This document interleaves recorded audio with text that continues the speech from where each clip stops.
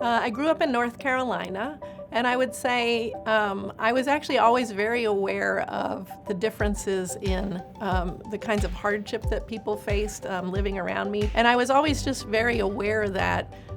people's sort of level of opportunity didn't have very much to do with sort of how hard they were working, but was really much more about what kind of options that they had in front of them. And as I got older, I really always thought that I wanted to do something in my life that would help kind of equalize those opportunities for people.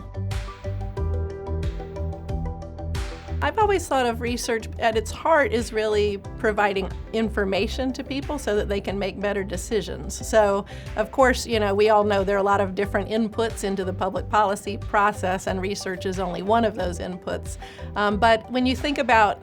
perhaps policymakers who are in a sort of polarized environment, bringing information where they can all agree on some basic facts about some possible solutions and how effective they are, I've always thought of it as giving them a kind of starting point for their decision making and to get the conversation going.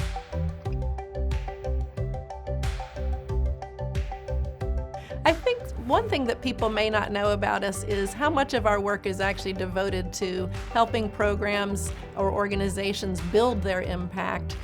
We bring 45 years of experience in really what makes an effective program, and we bring that kind of impact mindset to everything we do, even if we're not doing an impact study. So we help you think about why are the set of activities you're offering your participants making a difference for them? Who are you trying to reach, and who is it that might not be included in your program that you should be concerned about? The thing I think I'm most excited about is that in a lot of our work now, we're seeing agencies and organizations think about how they can align multiple strategies to really give people even greater benefit than they would from just trying out kind of one new intervention that might last just a few months in someone's life. So some examples are, Guilford County, North Carolina, and in Tulsa, Oklahoma, they're weaving together for children age 0 to 5 a number of different evidence-based approaches that support parents in that early childhood stage, and that together the idea is being able to offer multiple avenues for opportunity for parents will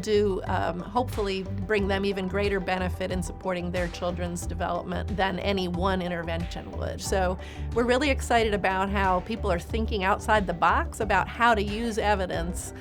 in ways that piece together a more powerful strategy than any one approach might be able to do.